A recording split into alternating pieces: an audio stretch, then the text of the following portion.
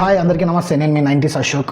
ధర్మస్థల ఈ మాట from the past 20 days నుండి న్యూస్ ఛానళ్ళలో మోగిపోతుంది.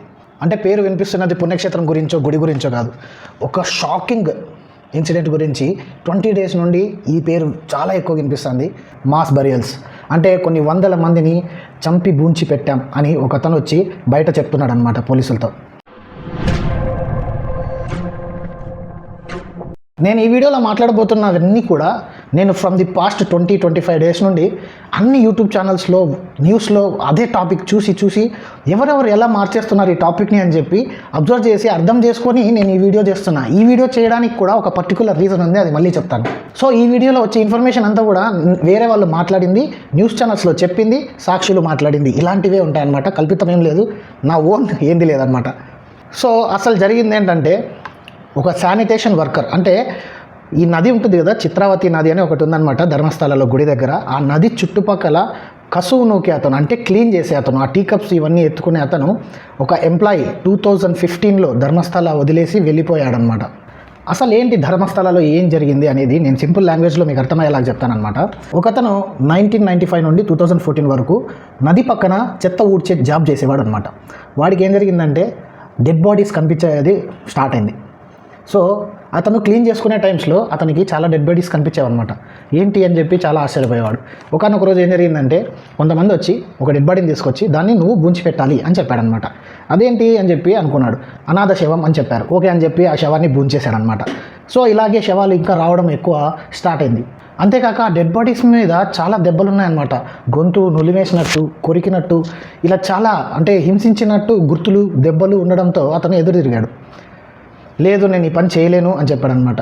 అప్పుడు వాళ్ళు, నీకు కూడా ఇదే గతి పడుతుంది, నిన్ను ముక్కలు చేసేసి నిన్ను కూడా ఇలాగే బూంచి పెట్టేస్తాం, నీ ప్లేస్లోకి ఇంకొకడు వస్తాడు, నీ ఫ్యామిలీకి ఇదే గతి పుడుతుంది అని చెప్తే, గతి లేక అప్పటి నుండి 2014 వరకు వందల శవాలు అతను తన చేతులతో బూంచేశాను, కొన్ని అయితే డీజిల్ వేసి కాల్ చేశాను, ఇలా కొన్ని వందల శవాల్ని నేను దాచిపెట్టేశాను, బూంచేశానని చెప్పి ఆఫ్టర్ 11 years 12 years ఆయన వచ్చారనమాట. ఇప్పుడు 2025లో వచ్చారు ఆయన. ఏంటి, ఎందుకు ఇన్ని ఇయర్స్ తర్వాత మీరు బయటకు వచ్చి ఇలా చెప్తున్నారు అంటే, నాకు గుండెల్లో బాధ ఉంది, నాకు గిల్ట్ ఉంది, నేను ఇంతమందిని నా చేతులతో అలా చేశానని చెప్పి నాకు గుండెల్లో ఒక బాధ ఉండిపోయింది, నేను ప్రశాంతంగా నిద్రపోలేకపోతున్నాను, కనీసం వాళ్ళకి అంతిమ సంస్కారాలన్నా కరెక్ట్గా చేయాలని చెప్పి నేను ఇప్పుడు బయటకు వచ్చి చెప్తున్నాను అని చెప్పాడనమాట. సో ఇదంతా ఎక్కడ జరిగింది అంటే కర్ణాటకలో ధర్మస్థలంలో జరిగింది, అది మనకు తెలిసిందే. సో సింపుల్గా మనము ఒక థియరీ ఆలోచిద్దాం. సో ఆయన ఏం చేశాడంటే డైరెక్ట్ పోలీసుల దగ్గరికి వెళ్ళలేదు, ఒక లాయర్ని మాట్లాడుకొని ఆ లాయర్ ద్వారా పోలీసుల దగ్గరికి ఒక లెటర్ తీసుకెళ్ళాడు. ఇలా నేను చేశాను అని చెప్పి సాక్ష్యాల కోసము ఆయన బూంచి పెట్టిన ఒక డెడ్ బాడీ అస్థిపంజరము అవి కూడా తీసుకొని వెళ్ళాడు, బ్యాగ్లో ఫొటోస్ కూడా తీసుకొని వెళ్ళాడు అనమాట, అతను బూంచిన ప్లేసెస్ కొన్ని. సో పోలీసులు ఏం చేశారంటే ఇంకా కేసు ఖచ్చితంగా తీసుకోవాల్సిందే, లాయర్ ద్వారా వచ్చాడు కాబట్టి కేసు తీసుకున్నారనమాట. నెక్స్ట్ ఏం జరిగిందిరా అంటే, మీరు నమ్మను కూడా నమ్మలేరు.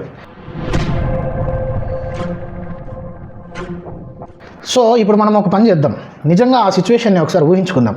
ఈ లాయర్ ఉన్నాడు కదా, ఈ ఎవరైతే ఈ శానిటైజేషన్ క్లీనర్ ఉన్నారో, నేను ఇదంతా చేశాను, ఇలా డెడ్ బాడీస్ని బూంచి పెట్టానని చెప్పి ముందుకు వచ్చారో, ఆయన తరపున లాయర్ ఏం చెప్తున్నాడంటే ఒక ఇంటర్వ్యూలో, ఫర్ ఎగ్జాంపుల్ ఒక దొంగ వస్తాడు, గోల్డ్ వాచ్ ఉంది సార్ నా జోబులో అని చెప్పి పోలీస్ స్టేషన్కి వెళ్తాడనమాట. నేను ఇలా గోల్డ్ వాచ్ దొంగిలిచ్చాను, ఆ వాచ్ నా జోబులోనే ఉంది అంటే మ్యాక్సిమం పోలీసులు ఏం చేయాలి, కామన్ సెన్స్ యూస్ చేసి ఒక సాక్షిని పెట్టుకొని లా ప్రకారం వాళ్ళు కామన్ సెన్స్ యూస్ చేసి ఫస్ట్ ఆ దొంగ సొమ్ముని బయటికి తీసి గోల్డ్ వాచ్ ఉందా లేదా చూస్తారు, అంతే కదా. కానీ ఈ కేసులో మాత్రం చాలా విచిత్రాలు జరిగినాయి అనమాట, చాలా అంటే చాలా జరిగాయి. సో ఇదే గోల్డ్ వాచ్ ఎగ్జాంపుల్గా తీసుకుంటే, అతను నేను శవాల్ని ఇలా బూంచి పెట్టాను అని చెప్పినప్పుడు, నేను ఎక్కడెక్కడ బూంచి పెట్టాను అవన్నీ కూడా నేను చూపిస్తాను అని పోలీసులకు చెప్పినప్పుడు వాళ్ళు తగిన పర్మిషన్స్ తీసుకొని వెళ్ళి అక్కడ తవ్వి అది అతను చెప్పింది నిజమా లేదా అని చెక్ చేయాలి కదా, అది జరగలేదన్నమాట. ఏం జరిగిందంటే, నా దగ్గర ఒక గోల్డ్ వాచ్ ఉంది, ఆ గోల్డ్ వాచ్ వేరే వాళ్ళు దొంగిలించి నా జోబులో పెట్టారు, అది నా జోబులోనే ఉంది సార్ అని చెప్తే, వీళ్ళు ఏం చేస్తున్నారంటే అతను నిజం చెప్తున్నాడా, గోల్డ్ వాచ్ జోబులో ఉందా లేదా, అతను మెంటల్ కండిషన్ బాగుందా, ఇలాంటి ప్రొసీజర్స్ అన్నీ చేస్తున్నారు. అంటే అతనికి బ్రెయిన్ మ్యాపింగ్ అని చెప్పి ఇలా ట్రూత్ డిటెక్టర్ అని, లై డిటెక్టర్స్ ఇలాంటివన్నీ యూస్ చేయడం, కానీ ఇలాంటి ప్రొసీజర్స్కి 20 days టైం వేస్ట్ చేశారనమాట. అంటే ఒక వ్యక్తి వచ్చి ఇంత పెద్ద అలిగేషన్ వేస్తే 20 days టైం వేస్ట్ చేస్తున్నారంటే ఇంకా ఆలోచించండి, దీని వెనక ఎంత పెద్ద హెడ్స్ ఉండాలి, మాఫియా ఉండాలి, ఏదైనా చెప్పలేం, రాకెట్ కూడా ఉండొచ్చు. కానీ ఈ కేసులో చాలా చాలా చాలా చాలా పెద్దవాళ్ళు వెనకలు ఉన్నారని చెప్పి చాలామంది చెప్తున్నారు అతను కూడా చెప్పాడనమాట, కానీ వాళ్ళ పేర్లు మాత్రం ఇంకా డిస్క్లోజ్ చేయలేదు. ఎందుకంటే వాళ్ళ పేర్లు బయటకు వస్తే వితౌట్ ప్రూఫ్స్ డేంజర్ ఇతనికి, అండ్ ఇతని ఐడెంటిటీ కూడా బయటపడిందంటే ఖచ్చితంగా ఇతన్ని చంపేస్తారని అతనికి కూడా తెలుసు. అండ్ ఇంకో విషయం ఏంటంటే తను రాసిన లెటర్లో కూడా చెప్పాడంట, నాకు కాన్సిక్వెన్సెస్ ఏం జరుగుతుందో నాకు తెలుసు, అంటే నేను ఒకవేళ తీసుకెళ్ళి డెడ్ బాడీస్ని తీసి చూపించకపోతే నేను ఎలాంటి కేసెస్ నేను ఎదుర్కోవాలి, నేను జైలుకి వెళ్ళాల్సి వస్తుంది, ఇవన్నీ కూడా నాకు తెలుసు, సర్వ హక్కులు మీకు కల్పిస్తున్నారు అని చెప్పి లెటర్లో మెన్షన్ చేశాడంటే అతని మెంటల్ కండిషన్ బాగాలేదా? మెంటల్ కండిషన్ బాగాలేకపోతే అంత మంచి లెటర్ ఎలా రాస్తాడు? వెళ్ళేటప్పుడు ప్రూఫ్స్ తీసుకొని ఎలా వెళ్తాడు? Simple logic. కానీ ఇక్కడ పోలీసులు కావాలని టైం వేస్ట్ చేస్తున్నారని చెప్పి అసలు లిటరల్గా చాలా క్లియర్గా కనిపిస్తుంది అనమాట. అదేంటి అనేది నేను ఇంకోసేపులో మీకు చెప్తాను. ఆ లేట్ అనేది ఎందుకు ఎలా జరుగుతుందని నేను ఎక్స్ప్లెయిన్ చేస్తాను. సో మనం ఈ కేసు గురించి మాట్లాడుకోబోయే ముందు మనం ఇంకొక ఇంపార్టెంట్ మర్డర్ కేసు గురించి మాట్లాడాలి. అదే 2012లో జరిగిన సౌజన్య మర్డర్ కేసు. అంటే ఒక టీనేజ్ అమ్మాయి, సౌజన్య అనే అమ్మాయిని కాలేజ్ నుండి ఇంటికి వెళ్ళేటప్పుడు జస్ట్ కాలేజ్ ఇంకొక 500 మీటర్స్ ఉంది, అంటే ఒక 1/2 కిలోమీటర్ ఉంది అనగా తనని చంపేసి, రేప్ చేసి చంపేసి, చేతుల్ని ఐడి కార్డ్తో కట్టేసి తనని బట్టలు లేకుండా ఒక చెట్టు కింద పడేశారనమాట. 1 డే తర్వాత ఆ అమ్మాయి డెడ్ బాడీ దొరికింది. ఆ ఊరు మొత్తం వెతికారు ఆ అమ్మాయికి ఏమైంది, ఎక్కడుంది అని చెప్పి. సో ఆ డెడ్ బాడీ చూస్తే పరిస్థితి ఎవరు ఇంత క్రూరంగా చేయగలిగారు, ఒక్కరు చేసిన పని కాదు, 2-3 కలిసి చేసింది అని క్లియర్గా అర్థమవుతుందన్నమాట. సో ఆ కేసు ఇండియా మొత్తం సెన్సేషన్ అయింది, కానీ ఇప్పటి వరకు కూడా అది ఎవరు చేశారు నేరస్తులు అనేది మిస్టరీగా మిగిలిపోయింది. కానీ ఈ కేసులో జరిగిన 3 మిస్టేక్స్ గురించి మాట్లాడాలి. నెంబర్ 1 ఏంటంటే సెమెన్ కలెక్షన్, అంటే స్పమ్స్. ఈ స్పమ్స్ అనేది వాళ్ళు ఎవరైతే రేప్ చేశారో వాళ్ళు ఆ సెమెన్ స్పమ్స్ అనేది దొరకకూడదని చెప్పి అమ్మాయి ప్రైవేట్ పార్ట్స్లో 6 ఇంచెస్ ఇసుకేశారు. ఇసుక అంటే మట్టి నింపేశారనమాట. సో అక్కడ నుండి స్పమ్ కలెక్షన్ జరగలేదు. ఇంకొక విషయం ఏంటంటే అక్కడ ఆ అమ్మాయి ఇన్నర్వేర్స్ కానీ ఏం దొరకలేదు అనమాట. ఇక మూడోది ఏంటంటే సంతోష్ అనే వ్యక్తిని వాళ్ళు అరెస్ట్ చేశారు. ఆ వ్యక్తిని 3 మనుషులు తీసుకొని వచ్చారనమాట. ఇతనే ఆ అమ్మాయిని రేప్ చేసి చంపేశాడు అని చెప్పి ఆ 3 వ్యక్తులు అతన్ని కొట్టి పోలీస్ స్టేషన్కి తీసుకొస్తే పోలీసులు మీకు ఎలా తెలుసు ఈ విషయం అని అడుక్కోకుండా అతన్ని అరెస్ట్ చేసేసి ఇతనే అని కన్ఫర్మ్ చేసేశారు. ఎందుకంటే ఆయన కొంచెం మెంటలీ అన్స్టేబుల్ ఉన్నాడు అనమాట, కొంచెం పిచ్చిలాగా అలా ఉన్నాడు. సో ఇతనే చేసి ఉంటాడు, ఆ గెటప్, అతని ఫేస్ అవన్నీ చూసి ఇతనే చేసేసాడని కన్ఫర్మ్ చేసేస్తే ప్రజలందరూ హ్యాపీగా ఫీల్ అయిపోయారనమాట. వావ్, అప్పుడే పట్టేసుకున్నారు రేపిస్ట్ని అని. కానీ ఇక్కడ జరిగింది ఏంటంటే అసలు తనకి ఈ కేసుకి సంబంధమే లేదు. అతని పేరు సంతోష్ అనమాట.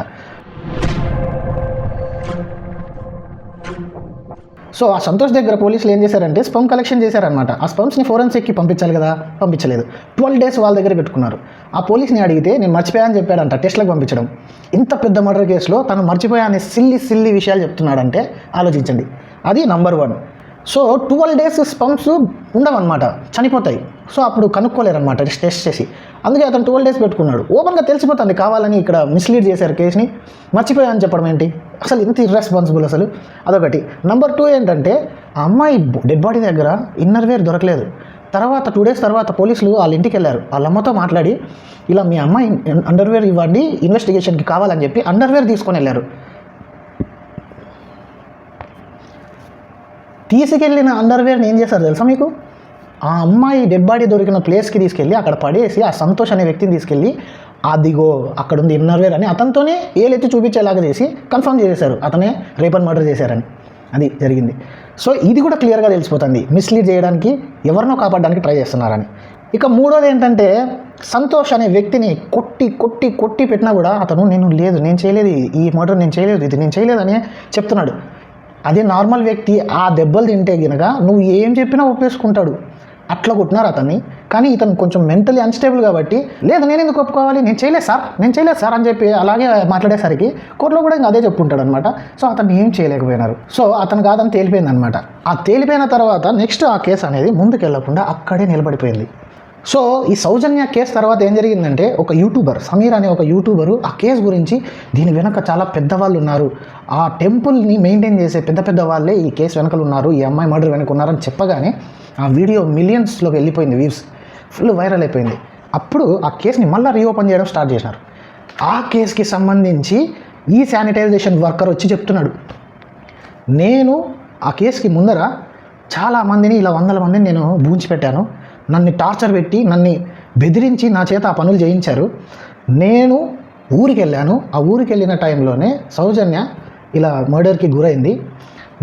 అప్పుడు నాకు కూడా ఫోన్ వచ్చింది, నేను ఊరికి వెళ్ళానంటే ఎలా వెళ్తావు నువ్వు చెప్పకుండా అని చెప్పి ఆ అమ్మాయి డెడ్ బాడీని అక్కడే వదిలేసి వెళ్ళారని చెప్పి ఈయన పోలీసులకి చెప్తున్నాడు. చూడండి అసలు ఒక సినిమా, ఒక హర్రర్ సినిమా ఎక్కడ పోవాలి దీని ముందర. మా సైకలాజికల్ థ్రిల్లర్ మూవీస్ కన్నా ఇది వణుకు పుట్టించేలాగుంది. సో అతను చెప్తుంది నిజమే, అతను నిజంగానే ఆ పని చేశాడు, 100 మందిని బూంచిపెట్టాడు అనేది ప్రూవ్ చేయడానికి చాలా అనుమానాలు వచ్చే విషయాలు జరుగుతున్నాయి అన్నమాట. వాటిలో నంబర్ 1 ఏంటంటే, సో టెంపుల్ యాజమాన్యం ఏం చేసినారంటే సుప్రీంకోర్టుతో పర్మిషన్ తీసుకొని ఒక ఆర్డర్ తీసుకున్నారనమాట. గ్యాగ్ ఆర్డర్ అంటారు దాన్ని. గ్యాగ్ ఆర్డర్ అంటే వాళ్ళకి సంబంధించినవి ఏవైనా కూడా సోషల్ మీడియాలో వీడియోలు పెడితే అవి డిలీట్ అయిపోవాలి, వాళ్ళకి నోటీసులు వెళ్ళాలి, ఇలా పర్మిషన్ తీసుకున్నారు. అసలు వాళ్ళ సైడ్ తప్పు లేకపోతే వాళ్ళు ఎందుకు ఇలా నోరు నెక్కేస్తున్నారు అందరిది? ఎందుకు యూట్యూబర్స్ మాట్లాడకూడదు? ఎందుకు ఆ విషయం గురించి ఎవరు డిస్కస్ చేయకూడదు? సరే ఆలయం పరువు పోతుంది, చెడ్డ పేరు వస్తుంది, ఇది రాంగ్ అని చెప్పి ప్రూవ్ చేసుకుంటే ఇంకా మంచి పేరు వస్తుంది కదా. అంటే వాళ్ళు నిజం ఉంది అని భయపడితేనే కదా వాళ్ళు లాక్ చేస్తున్నారు అందరినీ, యూట్యూబర్స్ని. అలా ఆ కేసు ద్వారా, అలా సుప్రీంకోర్టు ఆర్డర్ ద్వారా 8,800 లింక్స్ని డిలీట్ చేశారు అండ్ 4,200 వీడియోస్ని డిలీట్ చేశారు యూట్యూబ్ నుండి. అంతమంది యూట్యూబర్లు మాట్లాడితే అందరి వీడియోస్ని డిలీట్ చేశారు. కానీ ఈ 1 వీక్ నుండి న్యూస్ నేషనల్ వైడ్ వెళ్ళిపోయిందనమాట. ఫుల్ ఇంకా హిందీ ఛానల్స్, ఇంగ్లీష్ ఛానల్స్ అన్ని మీడియాలు మాట్లాడడం స్టార్ట్ చేసేసింది. సో నేను ఈ వీడియోని చేయడానికి కూడా మెయిన్ రీజన్ ఏంటంటే, ఆ ఇష్యూ అనేది నేషనల్ వైడ్ వెళ్ళిపోతుంది. ఎవరు ఎంత పవర్ఫుల్, ఈ కేసు వెనకాల ఎంత పవర్ఫుల్ వాళ్ళు ఉన్నా కూడా ఇంకా వాళ్ళు ఏమీ చేయలేరు. ఇప్పుడు పబ్లిక్ ఆ కేసుకి కొంచెం సపోర్ట్ చేస్తే, ఆ కేసు గురించి ఫైట్ చేస్తే, స్టేటస్లు పెట్టి, స్టోరీలు పెట్టి, గవర్నమెంట్ ప్రెషర్ చేస్తే ఖచ్చితంగా ఆ 100 మంది ఆత్మలకి శాంతి వస్తుంది. ఇక్కడ అండర్లైన్ చేసుకోవాల్సిన విషయం ఏంటంటే, అతను బూంచిపెట్టిన 100 మందిలో మగవాళ్ళు ఉన్నారు, ఆడవాళ్ళు ఉన్నారు, పిల్లలు ఉన్నారు, బెగ్గర్స్ కూడా ఉన్నారు అని చెప్పి చాలామంది చెప్తున్నారనమాట. సో ఆ ఆడవాళ్ళల్లో చిన్నపిల్లలు, స్కూల్ పిల్లలు, మైనర్ బాలికలు వీళ్ళు కూడా ఉన్నారు. హరాస్మెంట్కి గురయ్యి, రేప్కి గురైన వాళ్ళు కూడా ఉన్నారు. అలాంటి సోల్స్ అన్నిటికీ కూడా న్యాయం జరుగుతుంది. సో నేను ఈ వీడియో చేయడానికి మెయిన్ రీజన్ ఏంటంటే, నాకున్న చిన్న ఫాలోవర్స్ కూడా స్ప్రెడ్ చేస్తే, పబ్లిక్కి అవేర్నెస్ వస్తే ఖచ్చితంగా justice for Soujanya, justice for mass burials అని చెప్పి స్టోరీలు పెడతారు, గవర్నమెంట్ ప్రెషర్ ఫీల్ అవుతుంది, కొంచెమన్నా న్యాయం బయటకు వస్తుంది అని చెప్పి నేను ఈ వీడియో చేస్తున్నాను అనమాట. అండ్ సెకండ్ రీజన్ ఏంటంటే నేను ఈ వీడియో చేయడానికి,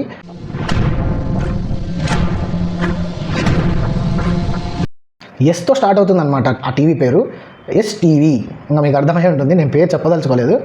ఆ న్యూస్ ఛానల్లో ఏం చెప్తున్నారంటే, ఒక ఆమె వచ్చింది, ఆమె అడ్వకేట్ అన్నారు.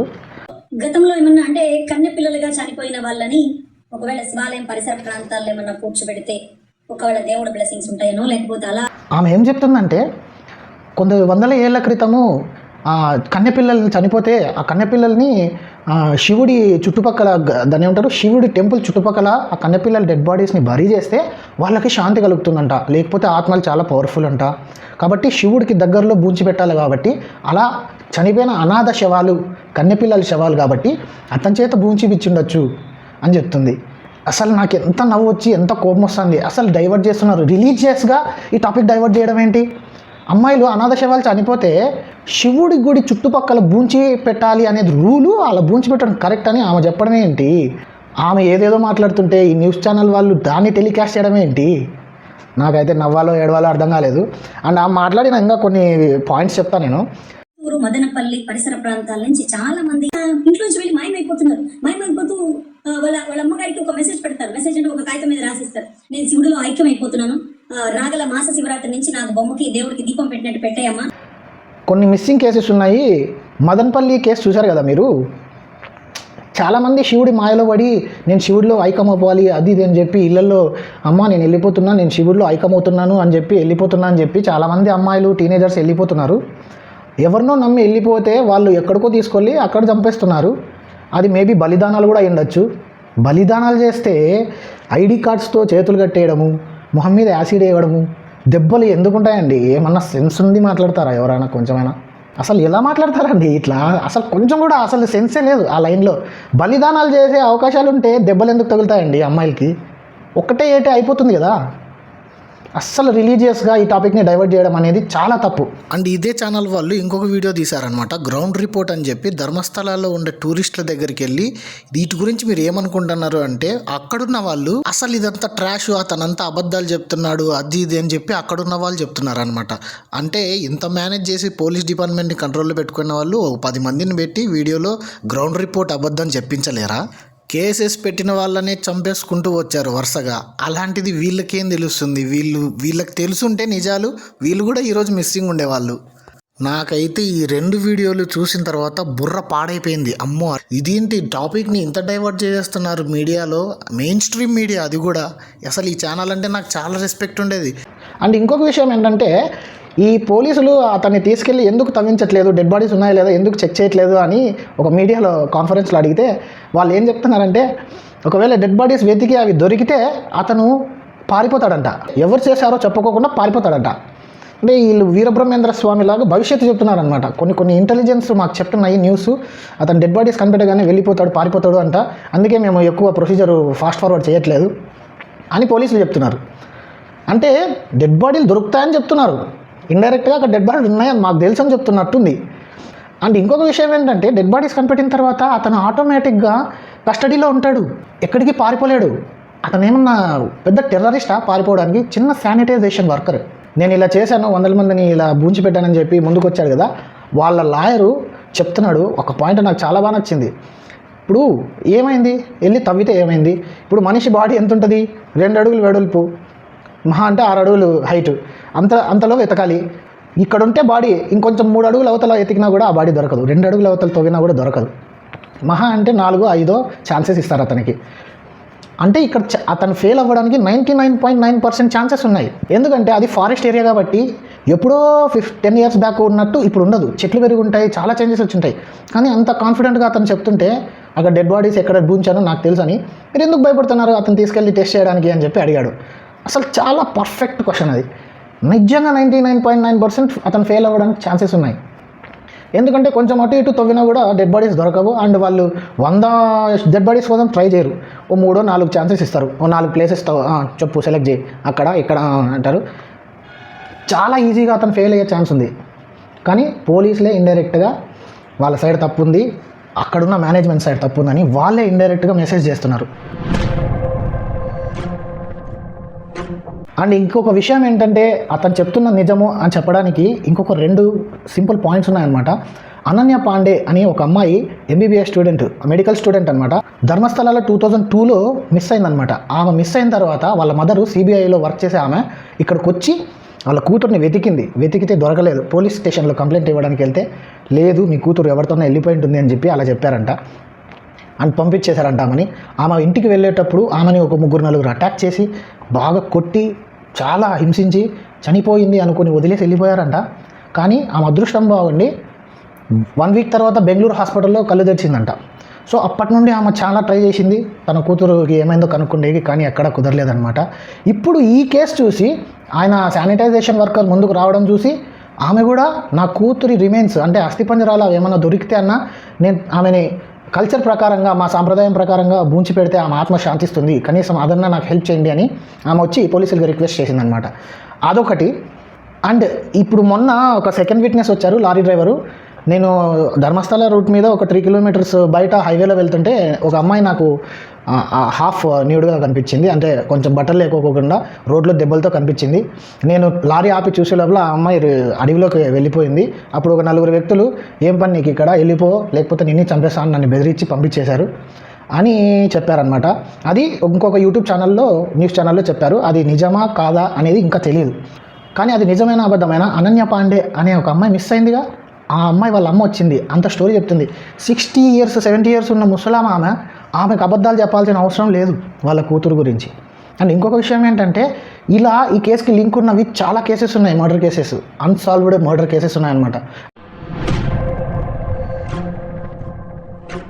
సో ఇక మన వీడియో కంక్లూజన్కి వస్తే చాలామంది పోలీసులు ఇలా కేసుని డైవర్ట్ చేయడానికి చాలా ట్రై చేశారు కదా, వాళ్ళకి శిక్ష పడుతుందా?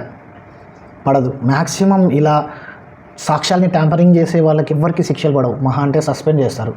సో ఇలా పోలీసులు సాక్ష్యాల్ని ట్యాంపరింగ్ చేస్తే వాళ్ళకి 7 ఇయర్స్ జైలు శిక్ష పడాలి మామూలుగా లా ప్రకారం అయితే. కానీ సౌజన్య కేసులో సాక్ష్యాల్ని ట్యాంపరింగ్ చేసిన సిఐకి అయితే ట్రాన్స్ఫర్ చేశారనమాట, ఎస్ఐకి అయితే సస్పెన్షన్ చేశారనమాట. తర్వాత బెంగళూరులో అతని మీద కిడ్నాప్ కేసు కూడా ఉంది అని చెప్పి ఒక న్యూస్ ఛానల్ వాళ్ళు చెప్పారనమాట.